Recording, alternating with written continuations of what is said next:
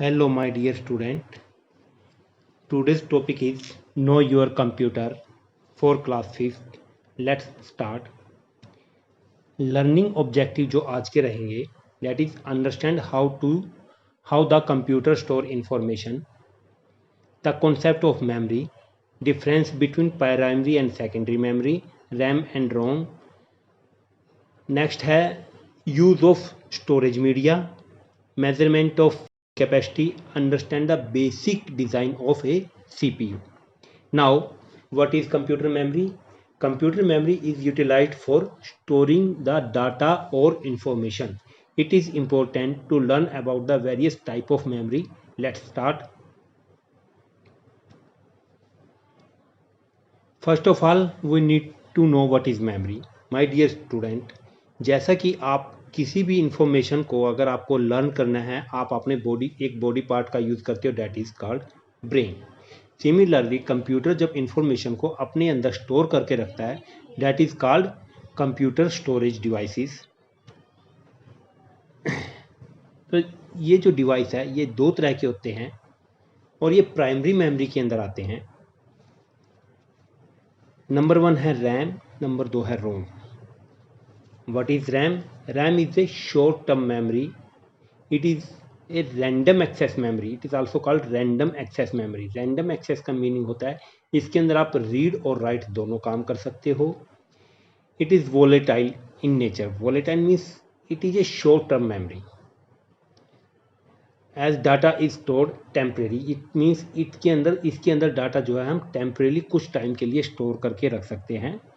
जैसे ही लाइट इसके अंदर डाटा कब तक है रैम के अंदर, जब तक आपके सीपीयू के अंदर पावर है तब तक डाटा जो है रैम के अंदर है. जैसे ही आप लाइट चली जाती है वो डाटा रैम के अंदर से गायब हो जाता है और उस फाइल को रिकवर करना मुश्किल हो जाता है. नेक्स्ट है ROM. It is a read only memory. Data is permanently stored on this type of memory, so it is called non volatile memory. When the power is switch off, जब power चली जाती है, अगर हमने data इसके अंदर डाल दिया रोम के अंदर तो वो कभी भी हमारा लॉस्ट नहीं होता, हम उसको दोबारा वहाँ से निकाल सकते हैं. It hold the system instruction BIOS basic input output settings which is stored by the manufacturing. Next है secondary storage device. It is the external temporary provided with the help of other storage device. देखिए computer के ऊपर जो भी हम external memory part लगाते हैं, all of that part are called secondary storage device. This device use to store information for this device are use to store large amount of information. This is also called permanent storage. How storage devices कौन कौन से होते हैं, अब हम इनको discuss करते हैं. नंबर 1 है हार्ड डिस्क. हार्ड डिस्क हमारे पास दो तरह की होती है. एक होती है फिक्स्ड हार्ड डिस्क. इसको सीपीयू एक कैबिनेट होती है उसके अंदर लगाया जाता है और it is a non volatile means it is a permanent storage device, क्योंकि ये data it can store large amount of data. अब मैंने बोला था कि दो तरह की हार्ड डिस्क होती है. पहली थी हमारी कौन सी? Yes, that is fixed hard disk. Next है portable hard disc.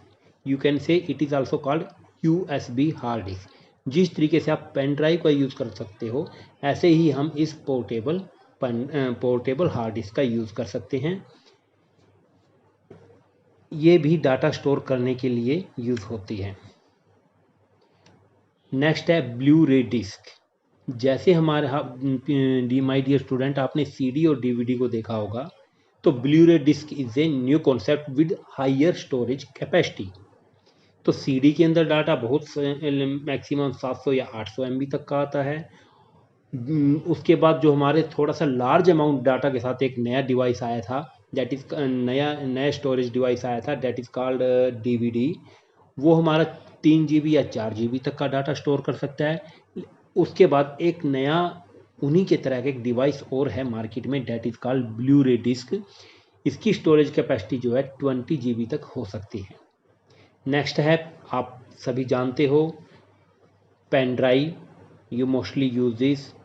After that USB flash drive और memory sticks, memory card भी आप बोल सकते हो. These are some other storage devices. Memory card mostly used in your smartphone, cameras. You have seen it and you know very well. Next is measuring the storage capacity. देखिए my dear student, जब भी आप market में जाते हो, आप कोई cold drink लेते हो, वो आप लीटर मिलीलीटर में लेते हो. 300 ml, 400 ml, 500 ml की बोतल. आप पेट्रोल पंप पे जाते हो, that is also measure in litre and millilitre. आप कभी भी कोई सब्जी, आलू, भिंडी, घिया लेने जाते हो, that is also measurement in kilograms and kilogram. Similarly हम मेमोरी को भी मापते हैं, लेकिन इसका मापने का जो प्लेटफॉर्म है, जो पैनोर में है, वो अलग है. वो that is called KB, MB, GB, TB, like this. 1 byte is equal to 8 bit. This is the measurement of memory. And 1 kilobyte, 1 byte is equal to 8 bits. 1 KB is equal to 1024 bytes. And 1024 bytes is equal to 1 megabyte. 1024 megabyte is equal to 1 gigabyte. And 1024 gigabyte is equal to 1 terabyte. वो इसके अंदर नहीं discuss किया गया है, मैं आपको बता देता हूँ. Now the next is organization of CPU. What is CPU? That is, I have give you the diagram, full functional diagram. आप इनपुट डिवाइसेस के through, outer word it means user, input devices के through information डालता है. वो information हमारी कहाँ जाती है? CPU के अंदर. CPU के अंदर कुछ एक यूनिट होती हैं जिसके अंदर डाटा जो है कंटिन्यूसली फ्लोट करता है. सबसे पहला जाता है डाटा कंट्रोल यूनिट के अंदर. कंट्रोल यूनिट उस डाटा को ALU के उसको मेमोरी यूनिट के अंदर डालती है. वहाँ से डाटा को ALU के अंदर डाला जाता है, अर्थमेटिकल लॉजिकल यूनिट के अंदर. जैसा भी आपने उसको इनपुट दिया है, अर्थमेटिकल लॉजिकल यूनिट वहाँ पर उस डाटा को प्रोसेस करती है. प्रोसेस करने के बाद वो दोबारा मेमोरी यूनिट के अंदर आता है. मेमोरी यूनिट से फिर वो आपके पास आउटपुट पर आता है, यानी कि आउटपुट स्टोरेज डिवाइस के ऊपर, यानी कि मॉनिटर के ऊपर उसका डिस्प्ले आपको दिखाई देता है. Now this is also basic structure of A CPU. Input, process, output. Input means keyboard, mouse से जो भी इंस्ट्रक्शन आप देते हो. प्रोसेस मीन्स जो भी कंप्यूटर आपकी प्रोसेसिंग करता है. आउटपुट मीन्स जो हम मॉनिटर के ऊपर फाइनल आउटपुट लेते हैं.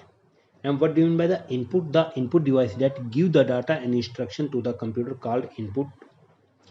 CPU, first of all, what do you mean by CPU? Central Processing Unit. It is responsible for processing the data feed by the user. For example, sorting of data, performing calculations, etc. अब part of CPU, there is number one is control unit. Control the all component by issuing the control signal. मैं आपको बता चुका हूँ. पहले data control unit में जाता है. कंट्रोल यूनिट से डाटा फ्लोट होता है ALU के अंदर. ALU stand for arithmetical logical unit. Arithmetical operations आप सभी जानते हो, जैसे plus, minus, divide, is equal to. Logical, greater than, less than, greater than is equal to, less than is equal to and is equal to are called logical operation. उसके बाद memory unit. It store all instruction and data. After that, data come into the output unit. Mostly we use the monitor for display the result. After that, if we want to take the printout, we can use printer. If we are listening music, then we use speakers, etc. Now, my dear student, this is the assignment for you. I have already told you how many megabytes in a 1 gigabyte. This is your call. You will tell me how many megabyte in 2 GB and 8 GB, or it means this is the assignment, and you will Rahul download the file of 3072 MB, 3072 MB. He has submit this file to his teacher. उसने 3072 MB की एक file download की है जो उसे school में submit करवानी है। मैं आपको वीडियो में बता चुका हूँ CD का साइज मैक्सिमम कितना होता है, DVD का साइज मैक्सिमम कितना होता है। Can you help him by the suggestive him weather he use CD और पेन ड्राइव। तो आपको बताना है कि वो CD का यूज़ करे या पेन ड्राइव का यूज़ करे। CD का यूज़ क्यों नहीं कर सकता, पेन ड्राइव का यूज़ क्यों कर सकता है, या आप चाहो तो DVD भी लिख सकते हो, उसका यूज़ क्यों कर सकता है। वीडियो को अगर ध्यान से सुनोगा, मैंने सबकी स्टोरेज कैपेसिटी बताई है, लेकिन पेन ड्राइव की स्टोरेज कैपेसिटी मार्केट में अलग अलग आती है। आप उसको उसको आप वो कर सकते हो, मेंशन कर सकते हो। How many pen drive he required. अब देखिए इसमें 2 GB 3 GB में पहले तो आपको MB में कन्वर्ट करना है, ये मेरी तरफ से क्वेश्चन है। दूसरा क्या, how many pen drive he required to store this files. अब मान लीजिए 2 GB की फाइल है, आपको कितने पेन ड्राइव की जरूरत पड़ेगी, आप और ये किस कैपेसिटी के पेन ड्राइव की जरूरत पड़ेगी। 8 GB है तो आपको यहाँ पर किस कैपेसिटी की पेन ड्राइव की जरूरत पड़ेगी। According to you which should be the most appropriate storage device to be used for this purpose and why. Okay my dear student, अब मैं आपको एक काम और देता हूँ। यहाँ पर मैंने सभी डायग्राम बनाकर सभी को नंबरिंग दी है। आप नंबर के अकॉर्डिंग आपको सभी डिवाइसेस के नाम लिखने हैं। 1 2 3 4 5 6 7 इन सभी डिवाइसेस के आपको नाम लिखने हैं। Thank you very much. मैं नेक्स्ट टाइम में आपको इसकी आंसर की दे दूंगा, आप उससे फिर इन सभी डिवाइसेस के को मैच कर लेना। And thank you very much. Stay home, stay safe, meet you again.